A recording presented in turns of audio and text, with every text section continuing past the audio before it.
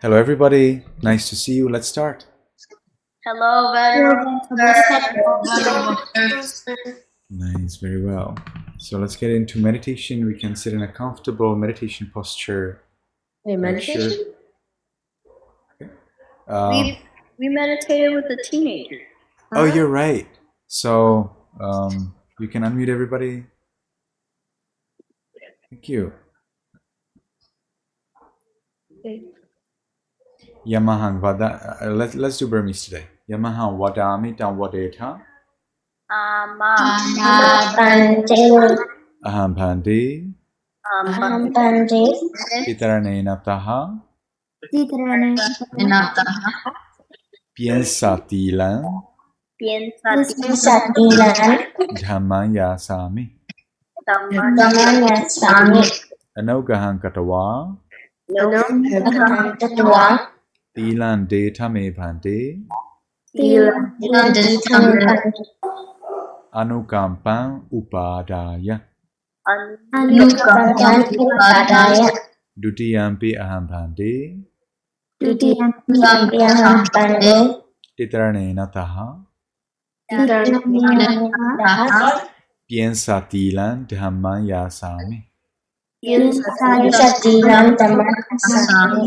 Anogahang katawa. Tilan deta me bhante. Anukampan upadaya. Tatiyampi aham bhante. Titaranena taha. Piensatilan dhamman yasami. Anogahang katawa. Tilan deta me bhante. Anukampan upadaya.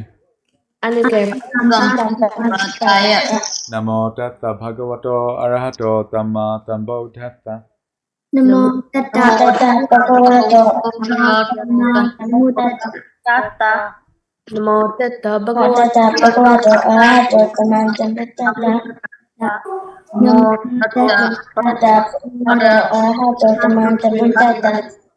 Bodhan dharanam gissami, dhamman dharanam gissami, sangham dharanam gissami. Bodhan dharanam gissami,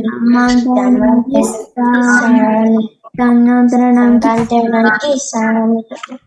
Dutiyampi bodhan dharanam gissami, dutiyampi dhamman dharanam gissami, dutiyampi sangham dharanam gissami. Dutiyampi bodhan dharanam gissami, dutiyampi dhamman dharanam gissami, dutiyampi dharanam gissami. Tatiyampi bodhan dharanam gissami, tatiyampi dhamman dharanam gissami, tatiyampi sangham dharanam gissami.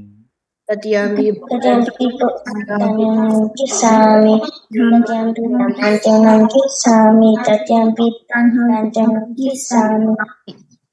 Dharana paripona.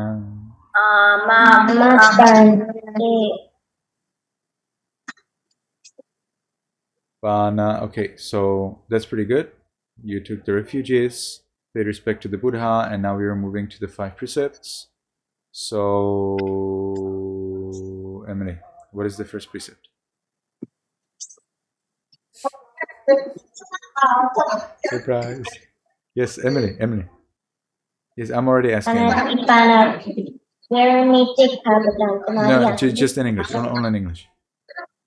What is the meaning? Yeah. No killing. No killing, that's right. Panati pata veramani teikha padantamadiyami.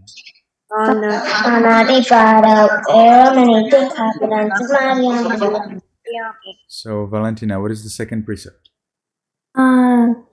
No stealing. That's right. Adena dana veramani teikha padantamadiyami.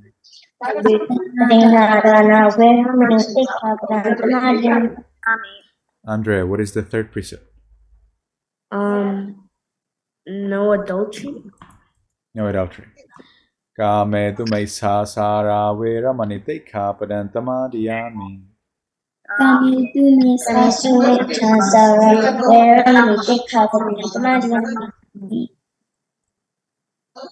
Fourth precept, Zui.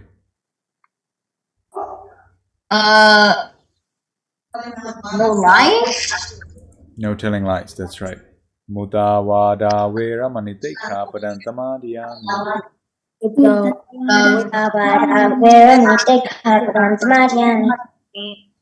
Theory. What is the fifth precept? No taking alcohol or drugs. That's right. Dura meraya misapamada thana vera manitika padantamadiyami.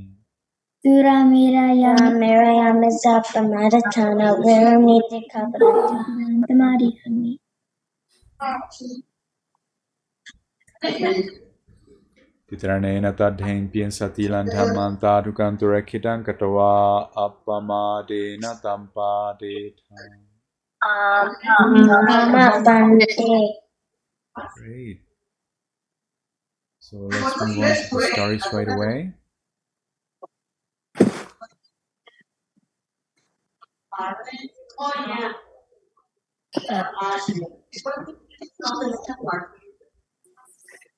Fast.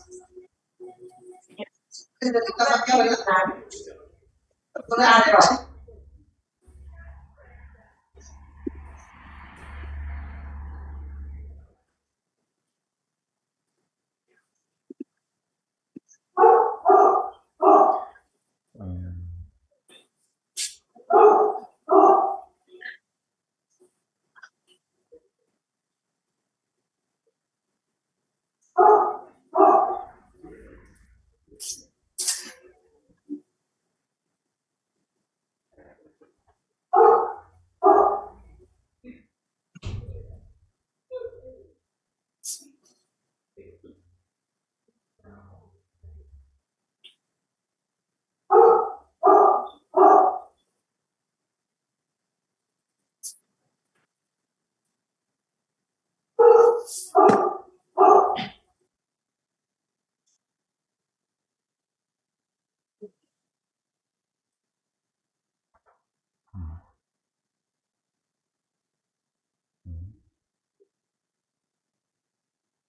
oh. Okay, so Andre, I'm listening. Remember to read the name of the story, and then your summary. Jataka 71. By once the Buddha told some bhikkhus that they should stay in their territory and that they should not stray into other territory. These other territories were sensual pleasures. Then he told that in the past he was a quail. One time he strayed out of his territory and was caught by a bird. He told him that he could never he told the bird that he could never get him when he was in his territory, but the bird did not believe him. So they put it to the test. As the bird tried to catch the quail, he dug deep into the ground, and the eagle slammed to the ground, and he died. So what did you learn from that story? Don't stray out of your own territory, and Don't stray out of your. And the territory was sensual pleasures relating to your senses.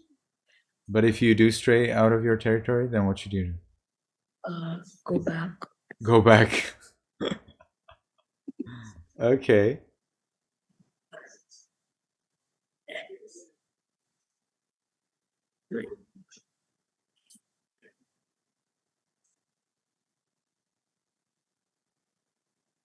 I see.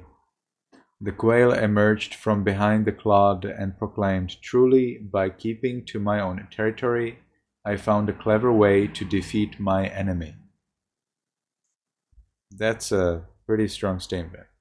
When you keep in your territory, it means it's very useful to take this story more about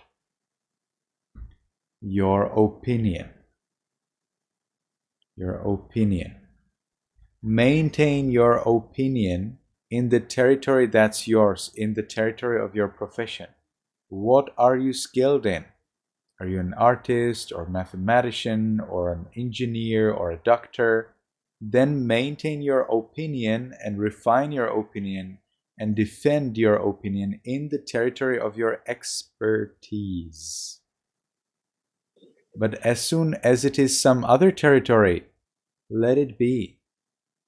Do not encroach on another people's territory. That's not your profession. It is so dangerous. Right?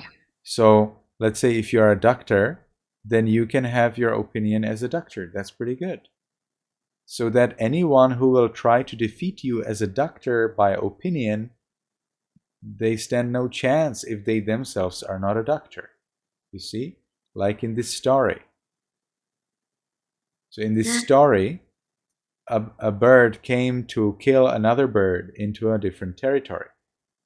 Now, because that first bird was a professional and expert in the little bird's territory, it was able to escape the enemy, and the enemy totally failed. Andre, are you okay? Would you like to go and clean your eyes? Yes, we will be waiting. I'll be waiting.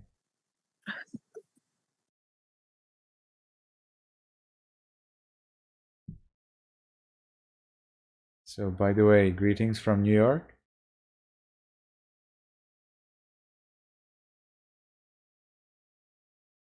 I will be in New York for about 2 weeks. New York? Yeah. Oh wow, that's pretty far from where you live, Vietnam. Have you ever been to New York, Piri? I might have. I don't think so. You don't think so? I live in New Well, York. my mom, I don't know. Zui, you are now in New York? Yes. And where are you? I didn't see you yet. I live in Staten Island. Southern Island. Okay, should not be so far from here. I am in Port Washington. So if you want to come, you're welcome. Do you know the address? Do your parents know the address? I can send you No. my address. Mm-hmm. Okay, Andre is back. Andre, have you ever been to New York? I think I've been there. Actually, I think I've been there maybe once or twice, but that was when I was a child, so I could see my uncle. I see. So you don't remember it much, right? No, I just remember me being in the room and me being in the blanket, waking up before the sun rose. Okay, here's my address. And I think it's better if you get the phone number of the person who's responsible for me here, so that you can call them and ask any details. This is for Zoe, who's also in New York now.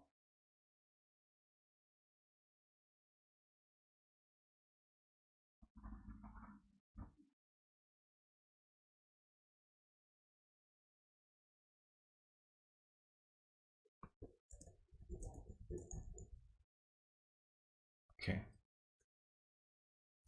Nice. So let's continue to story 74 from Emily. Replica 74. Cotton Games. Once there were two boys on the same journey. One was born in a low family, and the other was born in a wealthy family, and named Satatama. The boy who was born in the low family had brought food, but Satatama didn't. The boy asked him if he wanted some food, but Satatama didn't want a low fellow's food, so he starved until he finally asked if he could eat, and the boy said yes. So Satatama grabbed the last bits of food and instantly regretted it. He threw up food and blood, then he died in the jungle. The end.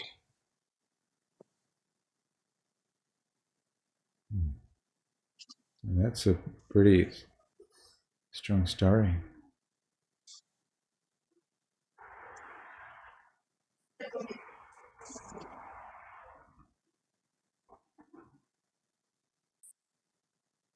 Oh, wow.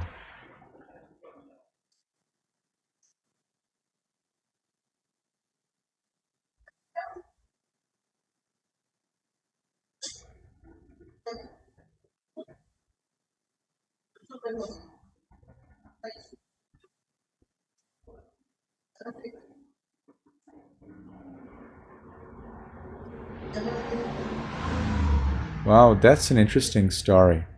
In India, they believe that if you actually eat wrong food, sorry, if you are from a different, family like a larger family, they have huge families. If you come from a certain caste is like a family, but the family is not like 100 or 200 members. It's like million or 5 million or 100 million people in that one family. Okay, and there's another family which is another, let's say, 100 million people. So these people, they're distinguished by their parents and grandparents, where they're coming from. And so if you are from the higher caste family, from the higher caste, they're called caste, then you are not supposed to eat food from someone else from the lower caste. All right, and Chandala is the lowest and Brahmin is the highest. So that's a pretty big difference. So that's why he was so sad. But the Buddha actually suggested that we do not follow the castes, that we support each other. All right. So, but it's an interesting story. Definitely fits well into the Indian environment, and this is we do not hear this much among monks. But it's true that if a monk doesn't follow the rules strictly, well, then they cannot enjoy the monastic life as in the way that those who follow it strictly. So let's continue. We have story 71 from May. May is not in here. So 70, yes, let's listen to 76 from Tenza. Do not just read the number of the Jataka, okay? You can read the number and also the name. Jataka 76, at home on the battlefield. Once the Buddha encouraged a man to attain arahatship by making him a promise, but when he attained arahatship, he told the Buddha he no longer desired it. When the monks heard this, they talked on how the Buddha could do this, and the Buddha told them told him that he was like this before, and then told the story of the past. The Buddha was born as an elephant trainer and trained the king's royal elephant. The elephant went into battle but hesitated because of all the action. So the trainer went to him and encouraged him. So the elephant overcome his fear and won the battle.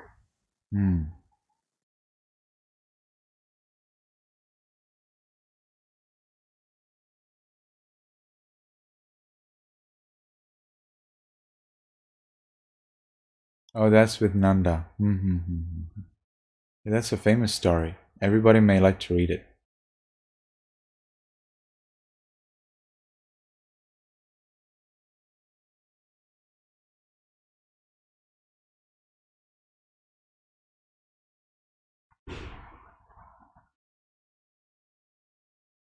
Okay, that's pretty good. Yeah, Nanda was almost married. He was already at the wedding. And then the Buddha came and took Nanda with him. So then Nanda was thinking about his wife-to-be. So the Buddha took Nanda to the heaven to see the goddesses in the heaven. And so then Nanda did not think about his wife-to-be anymore. And then he meditated and he became enlightened. Yes, Zoe?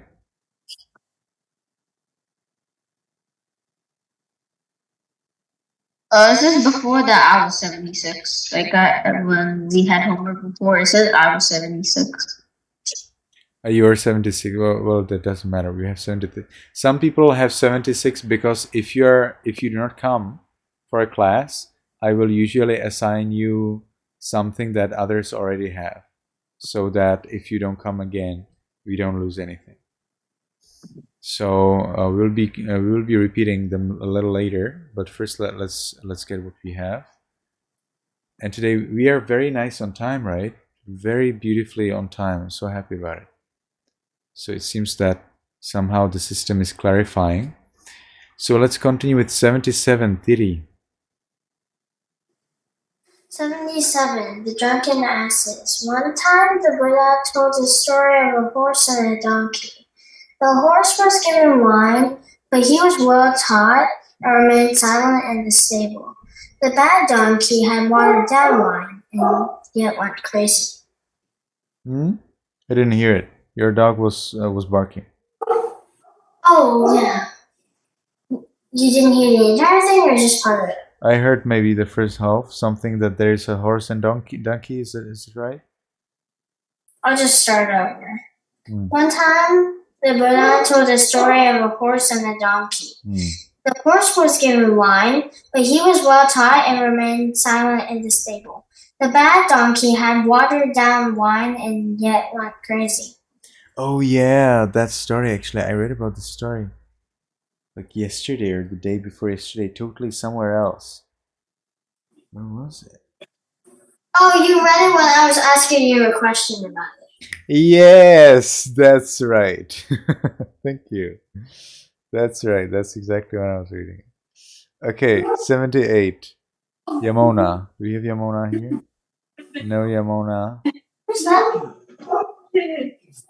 Oh, sorry, that's my So we will be starting from the beginning, and we go to 71. May is not here. To 74. Valentina. Jataka number 74 Gotten Grains. While staying at Jetavana, the Buddha told a story about the 21 wrong means of livelihood. When the Buddha learned that many bhikkhus were engaging in improper practices, such as running errands, acting as doctors, and telling fortunes, he summoned the community of bhikkhus and told them that these practices are not only suitable for them but also dangerous. He said that those who even engage in these 21 wrong means of livelihood may be reborn in hell. Then he told his story of the past. Long, long ago, the Bodhisattva was born into a Khandala family, and one day his parents packed a basket of rice and curries for him and set him off on an errand. At the same time, another young man named Setadama, the son of a wealthy family in Varanasi, set out in the same direction with no provisions for his journey. The two met on the road and went on the journey together. When it was time for breakfast, the Khandala opened his basket and offered some food to Satadama, but he replied that he doesn't want anything from a low fellow like him. After tramping along the whole day, the Khandala sat down and started to eat. But the Brahmin, having eaten nothing at all, that day he was very hungry. When the Khandala wasn't offering him any food, he thought to himself, "He's eating every bit himself. He must know I'm starving." He wonders why he's not offering him any, but he's so hungry that he begs for it. Even though there are only scraps of the food left, he takes it anyway and eats it. But when he did, he felt pangs of regret and thought to himself, "How could I, a high-born Brahmin, have done such a thing? I have eaten the leftovers of a low-born outcast," and started vomiting food and blood. He died alone and forlorn in the jungle. Having concluded this story, Buddha identified as the young Khandala. I think, Valentina, you can next time summarize a little more so that it's shorter. Otherwise, it definitely doesn't look like 5 sentences. 5 sentences is the limit. All right. You can avoid some of the details, and those who want to know details, they will read it. No worries. Chandala. Can you say it? Chandala. Chandala. Again? Chandala. Yes, that's right. Chandala. Tenza, can you say it? Chandala. Chandala. Chandala. Yes. It's an outcast. It is someone who is removed from the family's totally the lowest caste, the lowest, poorest, most scoffed at, most undesirable person just and only because of the place where he's born or she's born. Not because they would do something wrong, not at all. It's just that they were born in a family that's very poor, and that the family in the history has been known as a family from the poor environment. So they're known as Chandalas. So in even Chandalas can become monks. Brahmins and Chandalas can become monks. All of these can become monks because the Buddha did not accept this caste system. But in India, until today, this caste system is accepted. Except that unlike in the history, when usually Brahmins and Kshatriyas were rich, and Vaishyas and Sudras, including Chandalas, were poor, today Brahmins are poor and Chandalas actually can theoretically become rich. So it's a totally different world now for India, and it very much, very much counters the caste system, because the world today is open to people to be rich or poor regardless of where they are born. So let's continue. J76.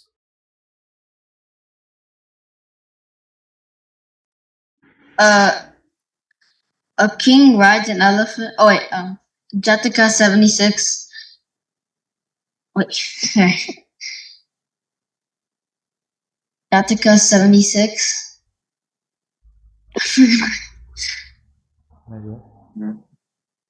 I didn't write it down.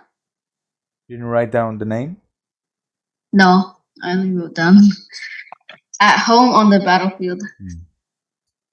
A king rides an elephant to go to war, but the elephant becomes afraid to enter the kingdom due to fear of death. However, the trainer manages to calm the elephant with a few words, and the elephant overcomes its fear. With the courageous elephant leading the way, the king's army triumphs and the war.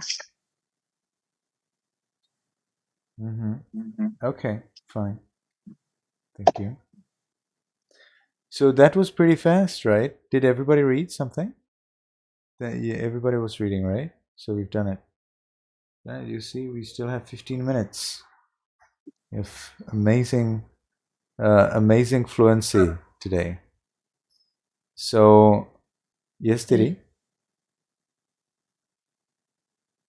I think it's because we finished our recitation at 8:13. Yeah, we didn't meditate. We skipped meditation. We will be meditating at hours now. It's our 8:50. So we still have 15 minutes. Meditate now, or are we just gonna wait? Want to just meditate now? No. What are you doing? We have a class. Okay. So, do you have any question about the Buddha or about Dhamma, something you were thinking lately about Kamma, about rebirth? There's one I forgot. I was thinking about it earlier this class, but I forgot.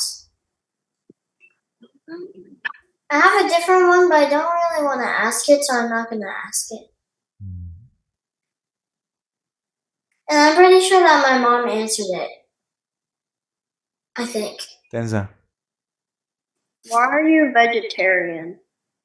Oh, that's a pretty good question. For 15 minutes, that will be almost enough. 15 minutes. That's a long thing. I am vegetarian because when I learned about Buddhism, I learned that Buddhists are vegetarians, so I simply became vegetarian. It's that simple. And that was when I was 15 years old. Then I got used to being a vegetarian. So then when I was 18 and I found out that in this Buddhism sect, Theravada Buddhism, we don't have to be vegetarians. It was too late because my body was already used to being a vegetarian. And I enjoy being a vegetarian. I feel that it's a little better than not being a vegetarian. Now, there are many reasons why you may like to consider being a vegetarian. For example, if you're vegetarian, generally you are more healthy. Okay, being vegetarian is a little more healthy. You don't have the danger of some diseases that come only with meat and fish.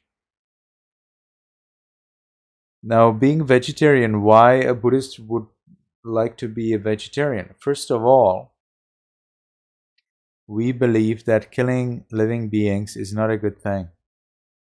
Now, in the Buddha's time, when you would,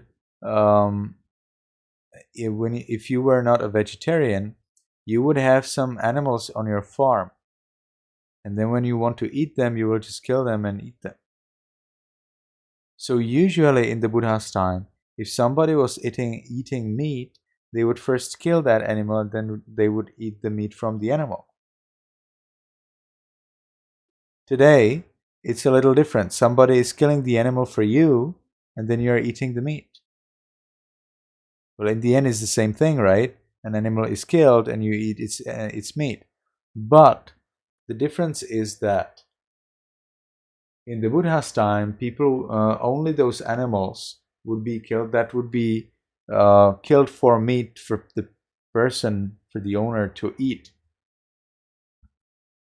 So if a monk went, into the village, he would get meat that people got for themselves. That was meat meant for the people in the village, not for the monk. And then the people thought, okay, we thought this meat is for us, but we will give it to the monk. So they gave it to the monk, and that's fine. The animal was not killed for the monk. But today, mostly the meat and fish that you get is actually killed separately for you. If you go to shop and you ask the shopkeeper, oh dear shopkeeper, who is this meat for? And the shopkeeper, you know what he will say? All of the meat and fish is for you. It's all for you. All of those animals are killed for you. Not for the shopkeeper, not for the slaughter in the slaughterhouse. It's killed for you alone. And so that's not okay. As soon as you eat and buy this meat and fish, which is killed for you, well, then that's a support. You're supporting the shopkeeper, you're supporting the butcher to continue in killing those animals. Zue, are you listening? Are you? Seems like you're doing something else. I'm trying to find a pencil. You're trying to find a pencil. So I'm telling you something very important, so you may like to pay attention, Zui. You can wait for pencil later. You can search it later, okay? Yes, Tiri? So if we didn't buy the meat, then the butcher would just give up and quit being a butcher, right? Because they're not earning money. That's perfectly right, and we have a proof. Because for the last few decades, maybe 20, 30 years, vegetarian people started to grow up, more and more vegetarian people in the US. And we know, not ready. Sorry. And we know that as there are more and more vegetarians in the US, and as people eat less and less of meat and fish, there are less and less killed animals. So we do have the 100% proof that it works. If you become vegetarians, less animals will be killed. It is true. Because, the slaughter, the butcher, the shopkeeper, they do not want to spend time with animals of which meat will not be bought. So they have to provide only that kind of supply that is somewhere exactly as much as people will buy. Now, if people do not buy, well, then the supply doesn't work. Then they will not do the supply. They will not provide the supply because it will be just loss of their time and energy. They will not make any money off that if nobody buys it. So by being vegetarian, you directly reduce the amount of killed animals. So that's definitely an interesting reason. But the Buddha himself did eat meat and fish. The Buddha did eat meat and fish. And we have it in our scriptures. Yeah. And there was a ascetic who thought if you eat if you eat meat and fish, then that's a good word, right? Mish. It's meat and fish. So if you eat mish, in Czech actually mish means mouse. So if you eat mish or if you eat meat and fish, then surely you cannot be enlightened. That's what the ascetic, what the hermit believed. All right, and then he saw that that there is Buddha. He found out that there is Buddha. He was very happy about him, but he was wondering if the Buddha eats meat and fish, and he called it the stinking thing. The stinking thing. So he came up to the Buddha and he says, "Oh Buddha, do you eat the stinking thing?" And the Buddha says, "No, I do not eat the stinking thing." But the stinking thing is not meat and fish in the Buddha's understanding. In the Buddha's understanding, the stinking thing is killing, stealing, telling lies, jealousy, envy, deceiving. Those are stinking things. And the Buddha doesn't eat. That means the Buddha doesn't, engage in the stinking thing. So somebody then told to the hermit that the Buddha anyway eats the stinking thing. So the Buddha then waited for the meal the next day, and he went to see whether the Buddha eats the stinking thing. And then he went to see the Buddha, and he saw, oh, the Buddha is eating meat and fish. And then he asked, oh, Buddha, I asked you whether you eat the stinking thing, and then you said that you don't, but now I can see that you are eating the stinking thing. And the Buddha says, no, that's not a stinking thing. The meat and fish is not a stinking thing. Stinking thing is killing, stealing, telling lies, deceiving, jealousy. That's the stinking thing. Yeah, not Mish. Yeah, that's right. No Mish. So then the ascetic, he was probably not so happy, but he accepted it and he followed the Buddha's teachings and he became a monk as the disciple of the Buddha. So the Buddha did eat meat and fish, we know it. But not eating meat and fish is not a mark of a noble person in Buddhism. All right? In Myanmar, the oldest monk who has memorized the 20 books of the Pitaka, so that could be about 32,000 pages of text. Sorry, CC again. Oh, that's Cece. You can welcome her. You can take her here. Oh, well, I guess. Can you mute? You can visit if you want, but... Oh, that's you?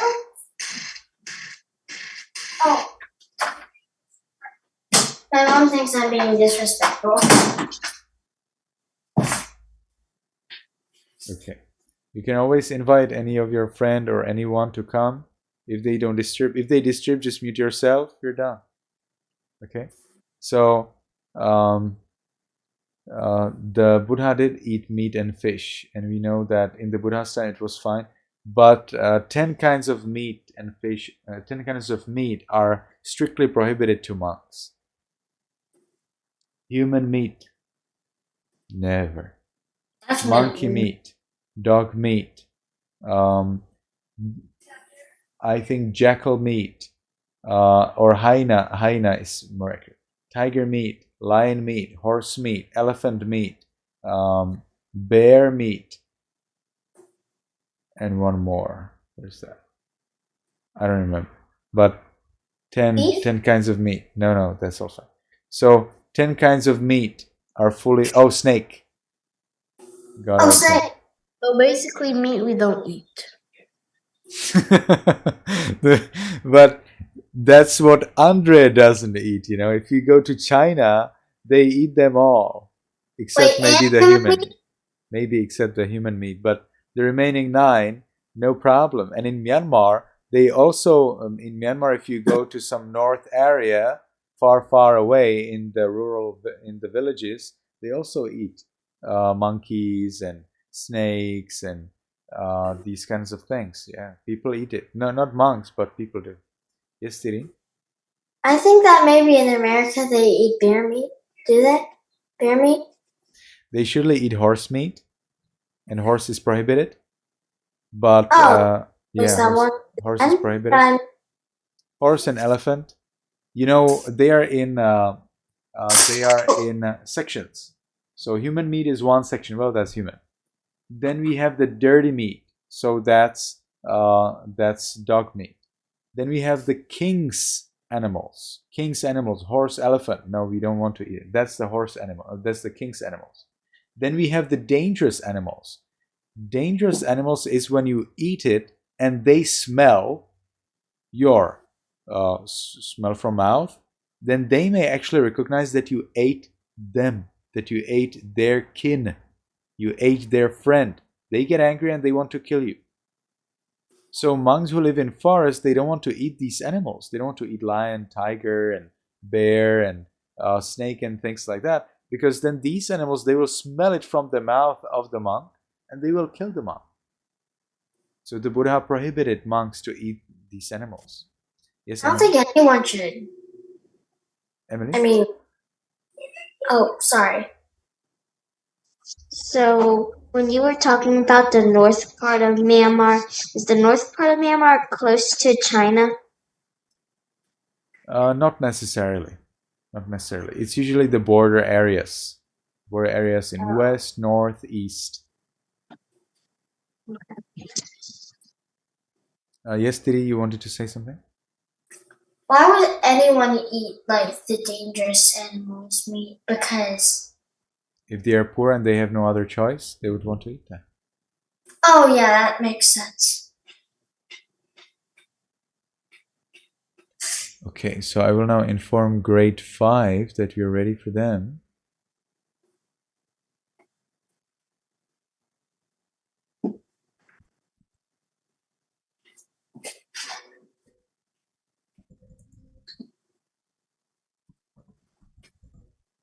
That took exactly 15 minutes. Almost exactly. What time is it? 8:49. Oh, 8:49. We started around 8:35. So, Now is the time to meditate. So we can sit in a comfortable meditation posture. I've already invited the teenagers, so if they want to come, they will.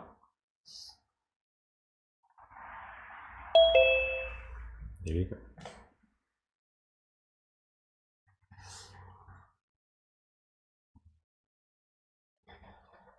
Okay.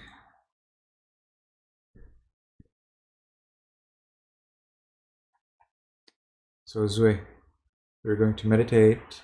You can get ready.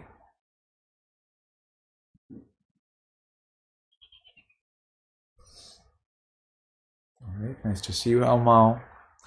Let's meditate together.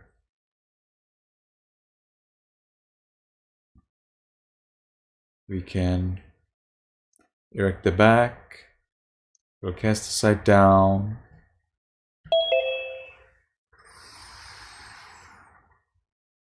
And we can make the first determination in our minds voicelessly. Okay, I will wait for Yasa and Sandy to get ready their videos and cameras.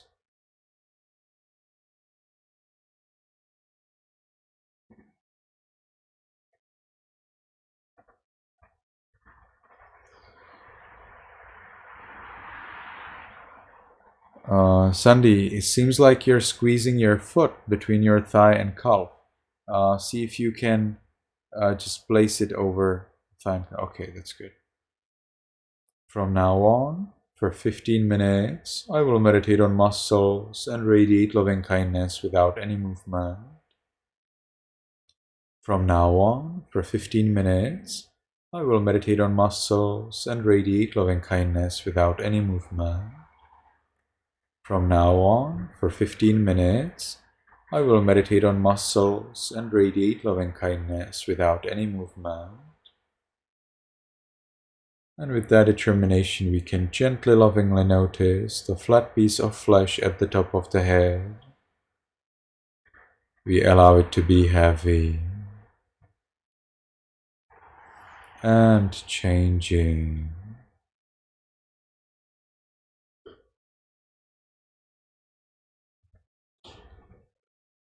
We continue to the forehead,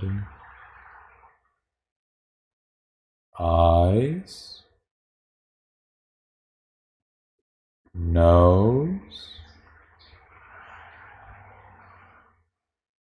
lips,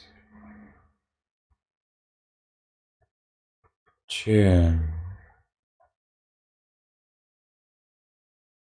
cheeks,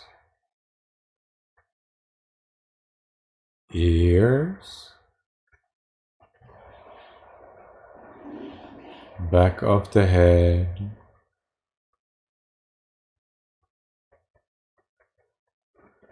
we allow all of the muscles and flesh throughout the head to be heavy and changing.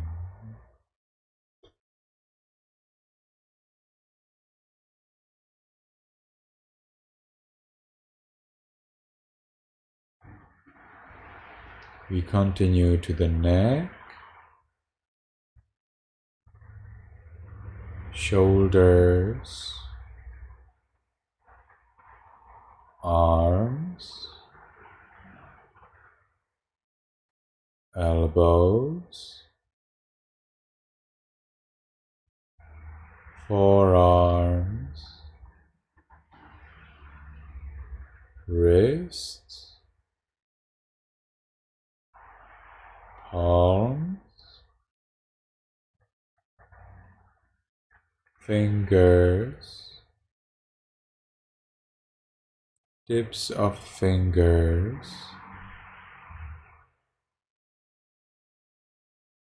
chest, abdomen, back. We allow all of the muscles and flesh throughout the upper part of the body to be heavy and changing.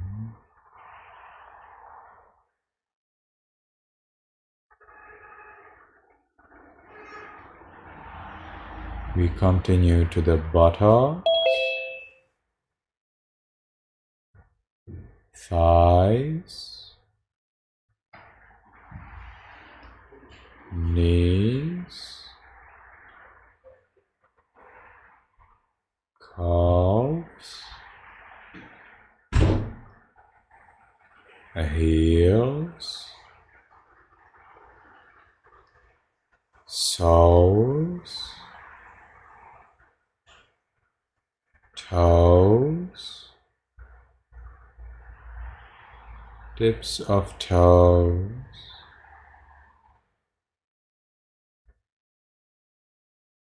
We allow all of the muscles and flesh throughout the body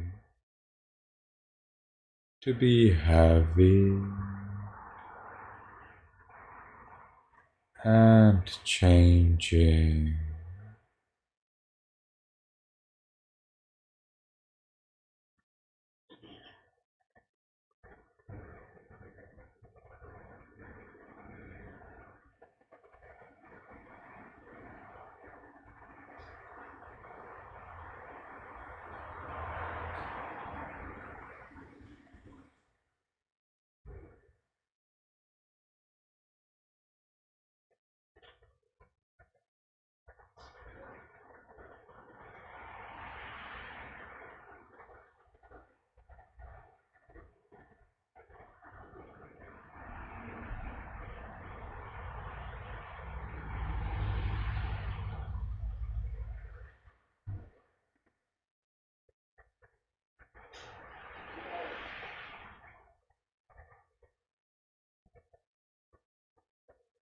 And we enjoy the heaviness.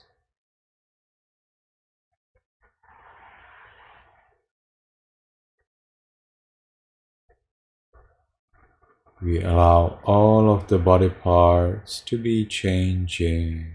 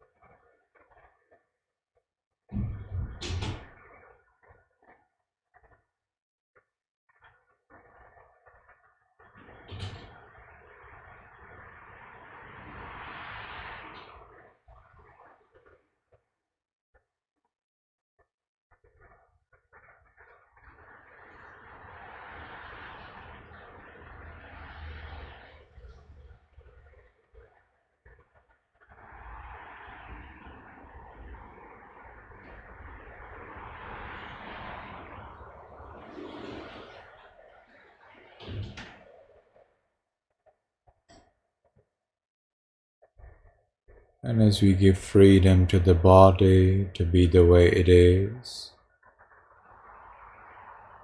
we ourselves enjoy freedom from worry about the body.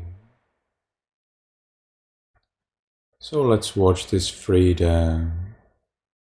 Let's explore this peace.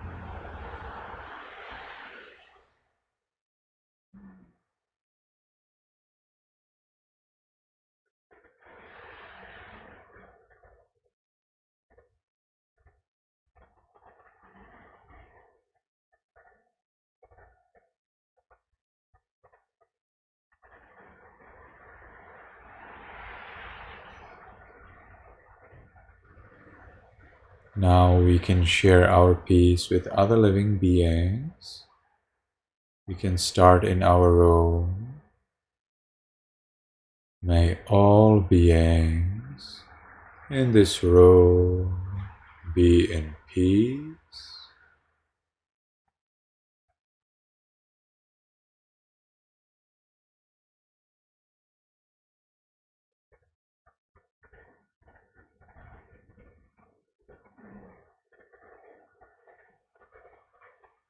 May all beings in this building be in peace.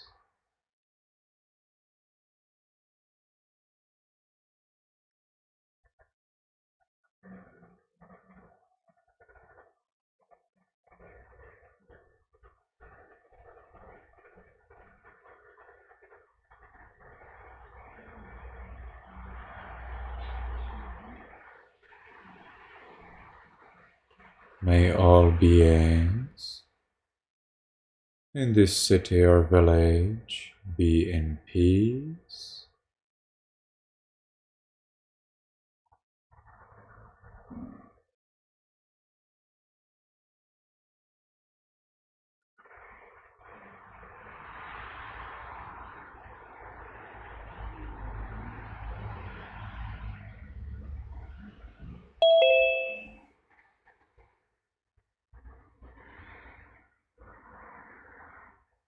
May all beings in this country be in peace.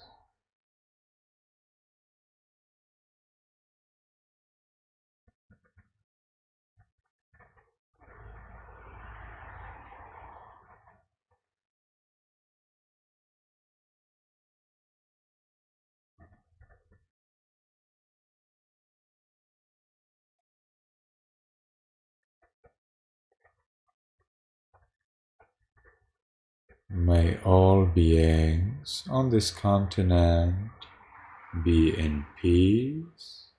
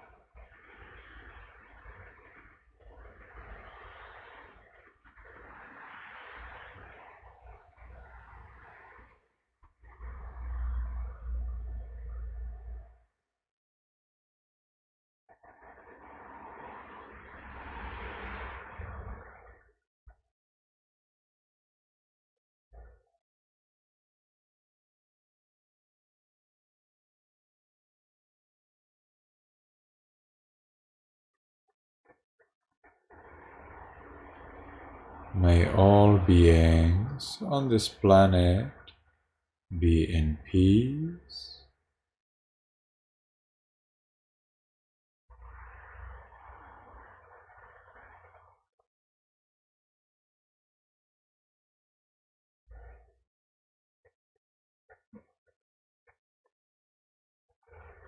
May all beings, including me, be in peace.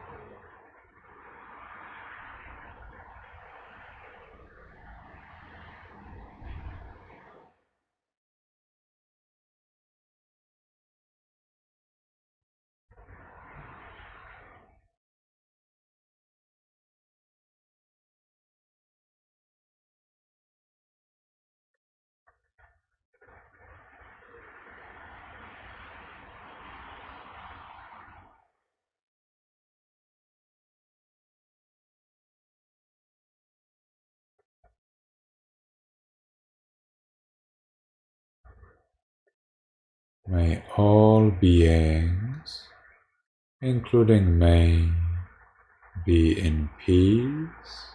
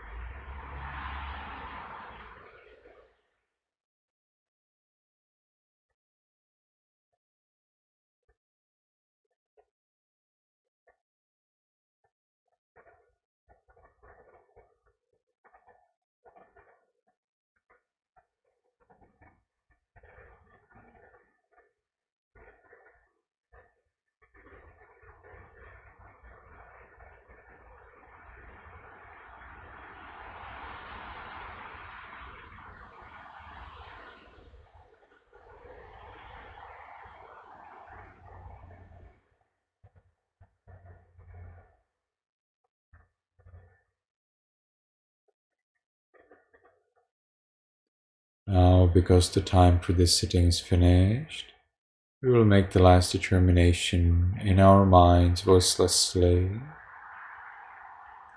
From now on, I will always be calm. From now on, I will always be calm. From now on, I will always be calm. And with that determination, we can slowly, mindfully change the way of our sitting.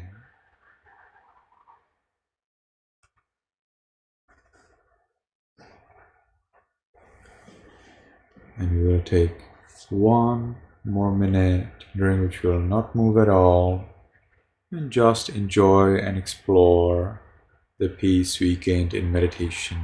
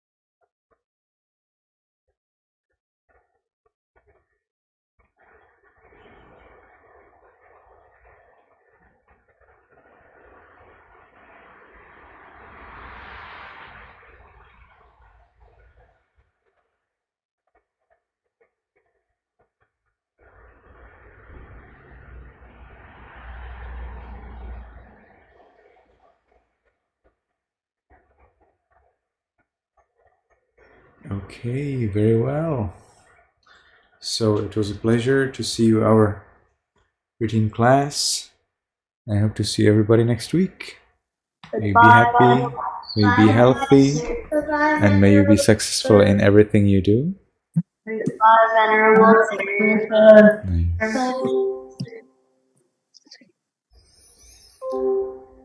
Okay, so let's move on to reciting the 5 three refuges and 5 precepts. Today let's recite in Burmese pronunciation. So you can unmute everybody.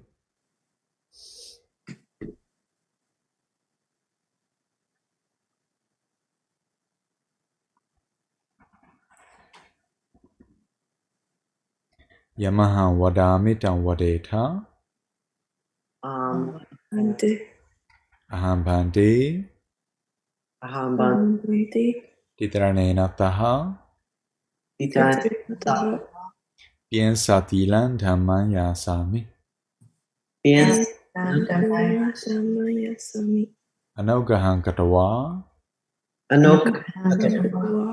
Tilan Deta Me Bhante Anukampan Upadaya Dutiyampi Aham Bhante Titaranena Taha Piensa Tilan Dhamman Yasami Anogahan Katawa Tilan Deta Me Bhante Anukampan Upadaya Tatiyampi Aham Bhante Titaranena Taha Piensa Tilan Dhamman Yasami Anogahan Katawa Tilan Deta Me Bhante Anukampan Upadaya Namo Tata Bhagavato Arahato Tamma Sambuddhassa Namo tassa bhagavato arahato Namo tassa bhagavato arahato Namo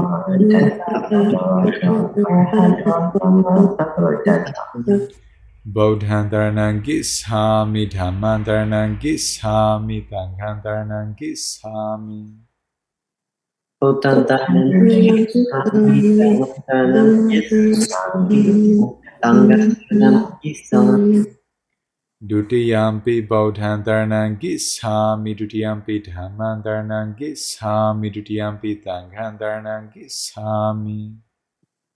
Dutiyampi Bodhantaranang Gishami, Dutiyampi Dhammantaranang Gishami, Dutiyampi Tanghantaranang Gishami. Tatiyampi Bodhantaranang Gishami, Tatiyampi Dhammantaranang Gishami, Tatiyampi Tanghantaranang Gishami. Tatiyampi Bodhantaranang Gishami, Tatiyampi Dhammantaranang Gishami, Tatiyampi Tanghantaranang Gishami. Saranaгаmanam Paripunam.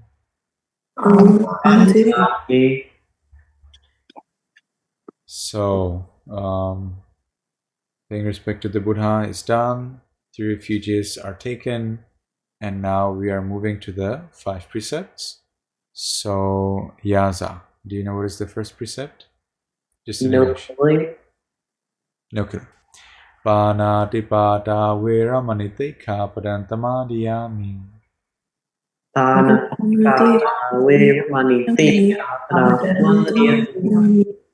Langhong, do you know what is the second precept? I think I know, but I forgot. Try it.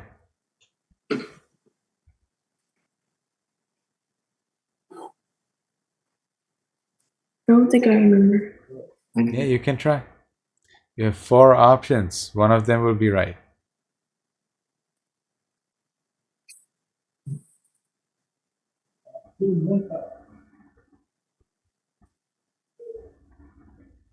I don't remember any of them right now. And no, none of the 5 precepts is coming to your mind except the first one, right? Do you remember what was the first one?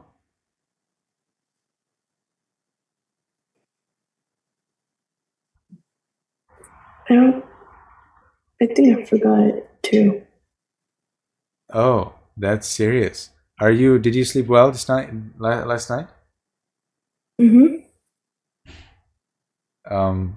Okay, this should not be happening. That's a little serious. Okay, Yaza, can you repeat for Langham? What was the first precept? No killing. That's right. Langham. So what is the first precept? No killing. Okay, good. So at least the connection is right. Okay, so Alma, what is the second precept? No stealing. Adena dana vera manite kapadantamadiyami. Adena dana vera manite. Sandy, what is the third precept? No adultery. No adultery, no cheating. Kame tu meiksa sara vera manite kapadantamadiyami.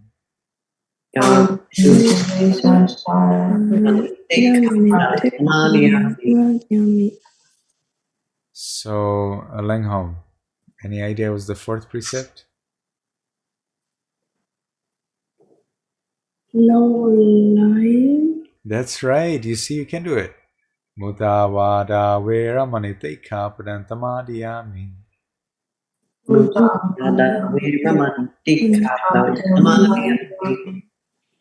Sandy, what is the fifth precept? No lying. No, that was no drugs and alcohol. That's right. The fourth one is no telling lies. And Langham just said, okay. Dura meraya misapamada thana vera manite kapadantamadiyami.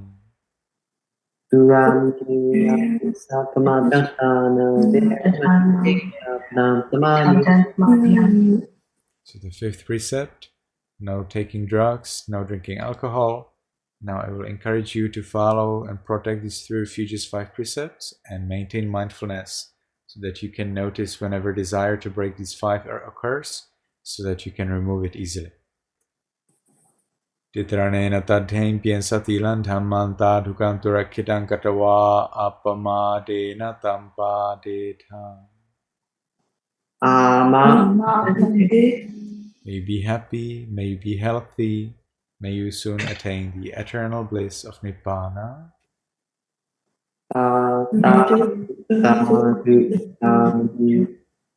Very well. So let's get to our Dhammapada stories.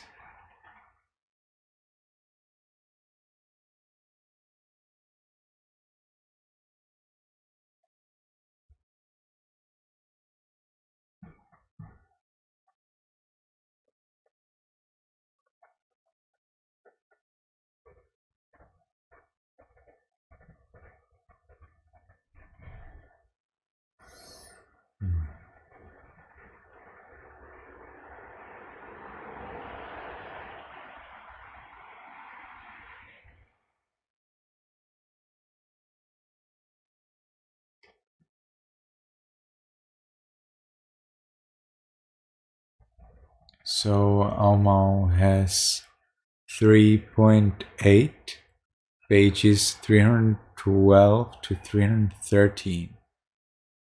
So let's get into it. Please remember to read the name of the story. 3.8 Nanda the herdsman. In Savatthi there lived a herdsman named Nanda who took the 5 products of a cow and presented them to the teacher. He invited the Buddha to come to his home, but the Buddha waited for Nanda's wisdom to ripen. When Nanda's wisdom had ripened, the Buddha finally went to his home, where Nanda gave the Buddha and the 5 congregation of monks the best of the 5 products of a cow and hospitality for 7 days. On the 7th day, after listening to a discourse, Nanda accompanied the Buddha, but when he returned home, he was killed by a hunter. Oh yeah. There were actually several like that. They in a previous life, they raped a woman, and the woman, no, actually they didn't rape.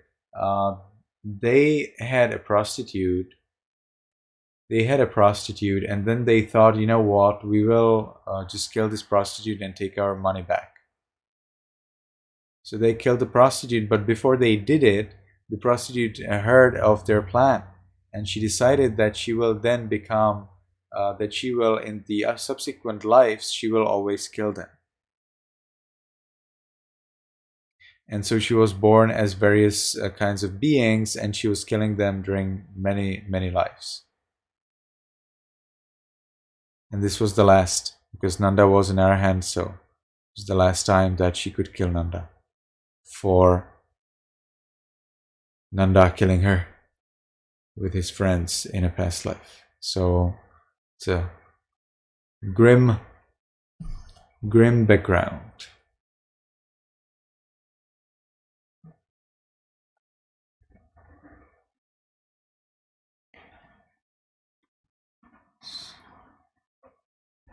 Glenn is not here. Lang Hom, 3.9.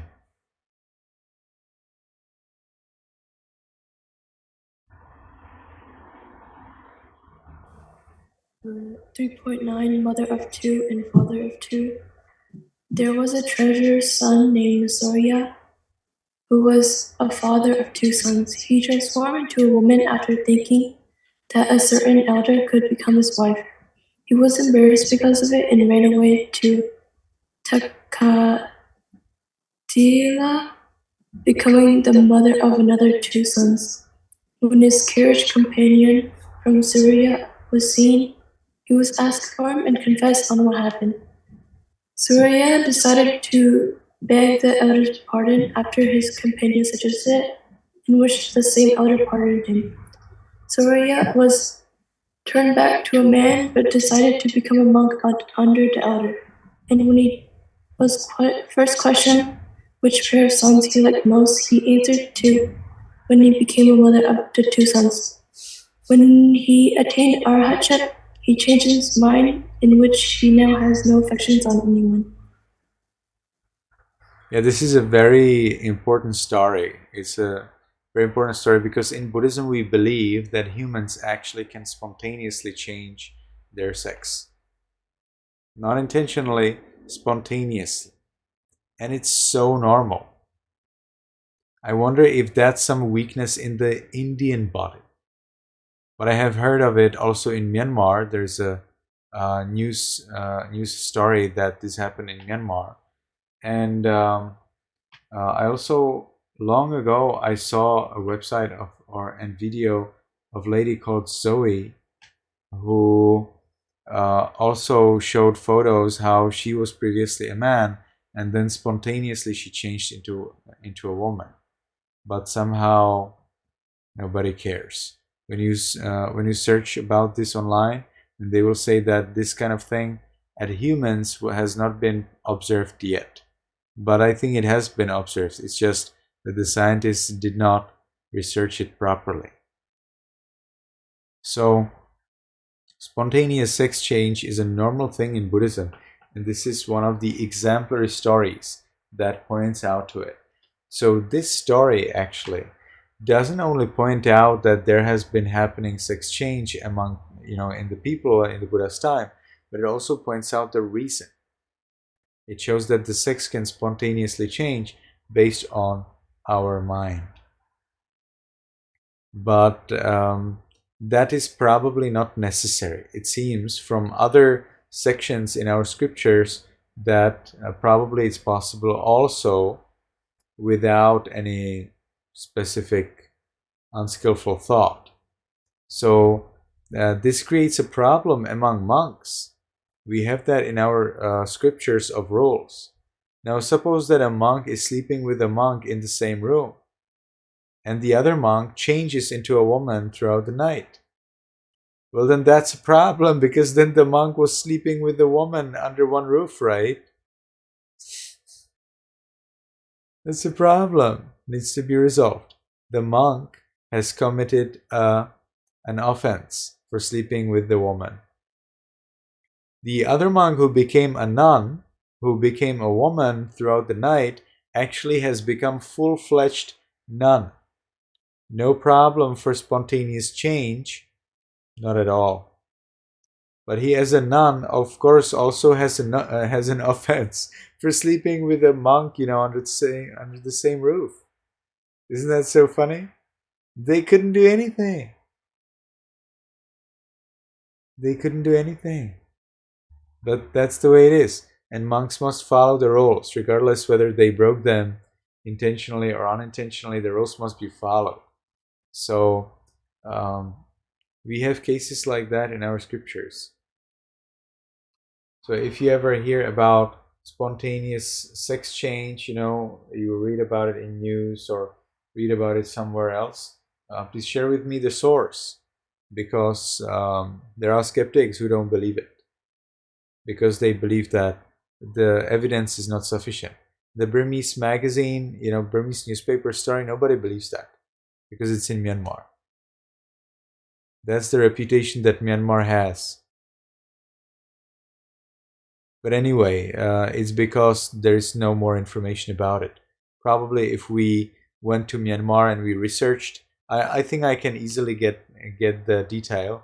So if you decide to be interested in that, and you go to Myanmar, then I can give you the reference and you can do a little research on this topic, because this would be a very interesting thing to find out how really it happened, and get the connection to the person and ask them some more questions, maybe get some researchers into the place and put the things right. Because otherwise, when we have elements in Buddhism which seem to be correct, but actually they're not proved by science, it causes problem to Buddhism.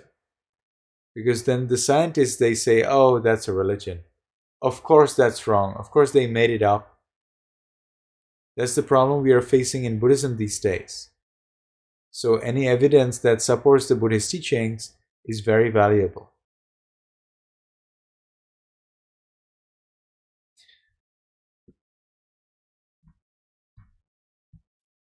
So that was Langham reading, right?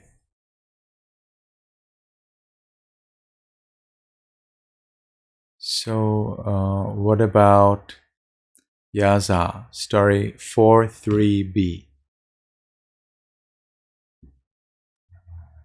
Okay, well, I basically continued the Vidudaba wreaks vengeance on the Sakyas. Yeah. After the king had realized the Sakyas gave him a slave woman, he decided that he would destroy them. However, the Buddha, not wanting his kinsmen to be slaughtered, intervened 3 times before seeing the Sakyas' destruction was inevitable. When the Sakyas saw the king's army approaching, they tried to frighten him off with the display of their skill in archery. However, the Sakyas were still attacked, except only the followers of Mahanama were spared.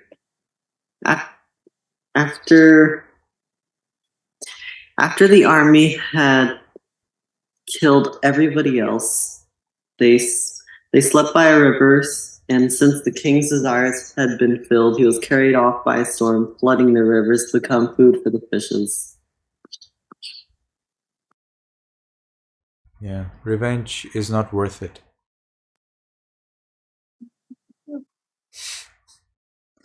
That's the conclusion. Revenge, no need. You know, Vidudabha, just for those who don't know the story or those who forgot from the previous summary, Vidudabha was a son of a king and a slave. And that slave, his slave mother, and himself, they were not sufficiently respected by the rest of the royal family. And he thought, I'm not going to accept that. And so he took his army and he went to fight. And so then the Sakyans, they came. The Buddha stopped them 3 times, but they listened for 3 times. But then the Buddha saw that the Sakyan family will have to be slaughtered because of their previous karma. So the Buddha has no way how to stop this. And so Virudabha with his army, they came up, and the Sakyans, they had skill in archery, so they tried to scare the Virudabha's army. And the Virudabha's army, you know what they did? They saw that the Sakyans are not killing them, but that they are threatening them. They are endangering them. And so they said, you see, these Sakyans, they are famed as never breaking the 5 precepts, and now they are trying to kill us. And so they made a rumor, within that very short moment, they made a rumor that actually Sakyans are fraudsters, that they are deceiving everyone, saying that they don't break 5 precepts, but now you see, they almost killed us. And taking this as the base, as that the Sakyans, that they are the deceivers, that they are the fraudsters, they killed the Sakyans. Now the Sakyans, some of them, although they wanted to follow the 5 precepts, some of them, in order to avoid killing, they would take the grass and put it into their mouth. And when they were asked, are you Sakyan? Then they would say, Sakyan. Because of the grass, they were not able to pronounce whether they are Sakyan or not. And when they say Sakyan, then that actually sounds like Saka. And that means that they're eating grass.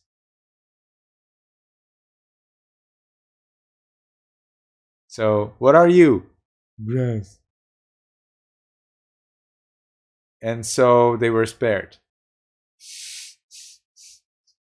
Those who took the grass into their mouth and mispronounced their name of their family, they were spared. And and that's understood as not breaking the 5 precepts. So it is pretty hard to understand, the concept of truth in India. It's quite complicated. So it's truth, but it's a kind of like a wobbly, wobbly truth, very pliable. So not easy, not easy. It is like if it is lie is when it is the like in English they call it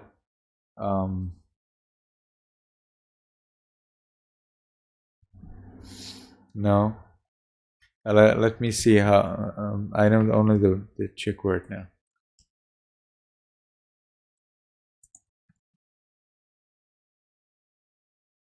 Nasty lie.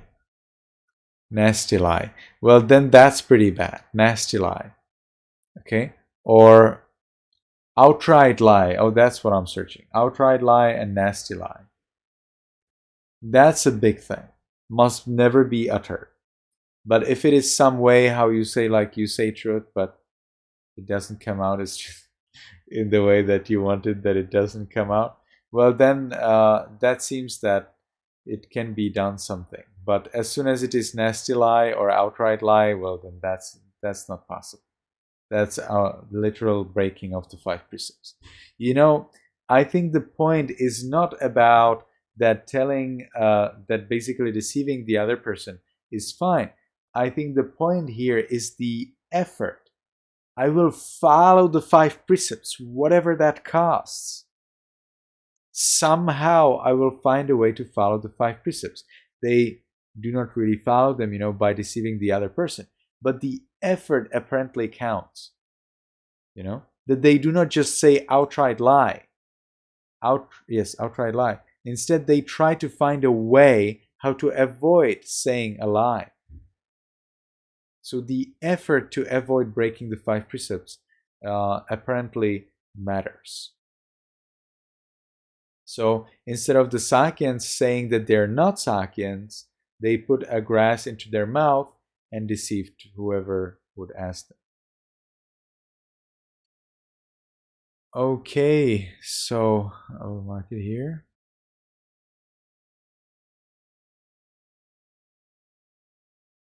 And we are continuing to Sunday 3.9. Mother of two and father of two. While on a carriage ride, Surya saw the golden-hued body of the elder Mahakachavana and thought to himself, this elder may become his wife, or that he hopes his wife's body holds a similar hue to that of the elder's. However, as soon as this thought passed his mind, he was transformed into a woman, and in embarrassment fled from the carriage. She followed a caravan to Takasila, and was introduced to another treasurer's son, where the two got married and bore 2 sons. When Surya bumps into a companion that she had known before she transformed, she informs him of what happened, and he offers to help her gain pardon from the elder. As soon as she does, she's transformed back into a man, and he decides to become a monk, where he attains arahatship and no longer maintains affections on anyone. Okay.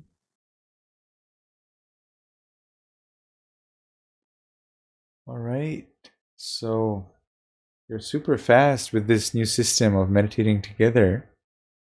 We have Yamon. Oh, we had Yamon for a little while, right? And did anyone notice when did she leave?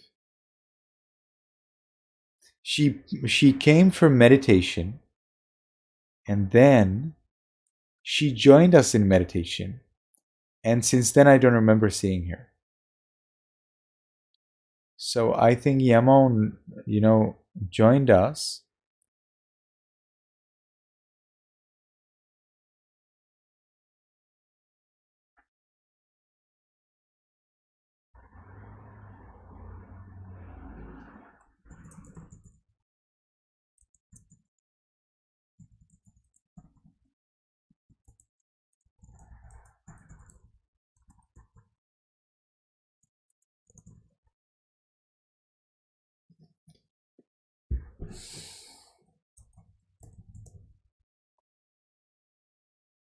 So does anyone have any question, anything you'd like to know regarding the stories, Any word or sentence or anything else that you would like to know?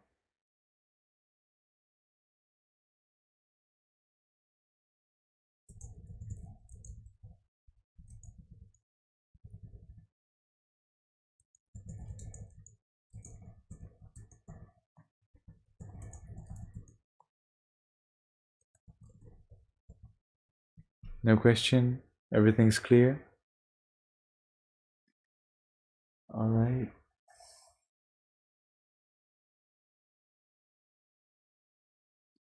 So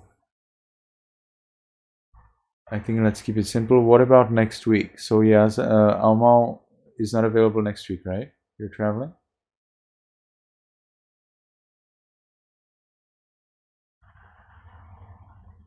Where do you go? I think you wrote it to me, right? I won't be here next week. And Yaza? I should be here next You week. should be here. Langham? I can try coming next week. You can try to come. Sandy? I'll be here next week. You'll be here, okay. Oh, Yaza and Sandy, you had some concert, right? On Friday. Everything went well?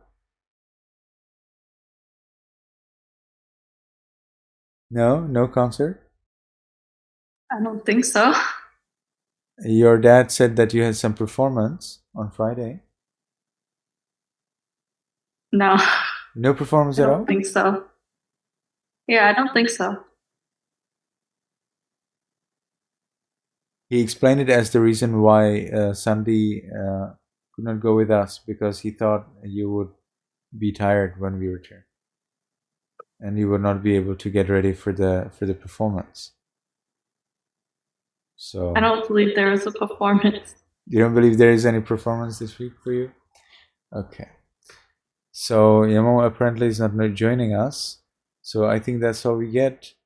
The class would be pretty much correct time, if everybody came. It's just that everybody didn't come, so we're finishing very fast. It was a pleasure to see everybody, and see you next week. May you be happy, may you be healthy, and may you be successful in everything you do. Bye, Venerable Master.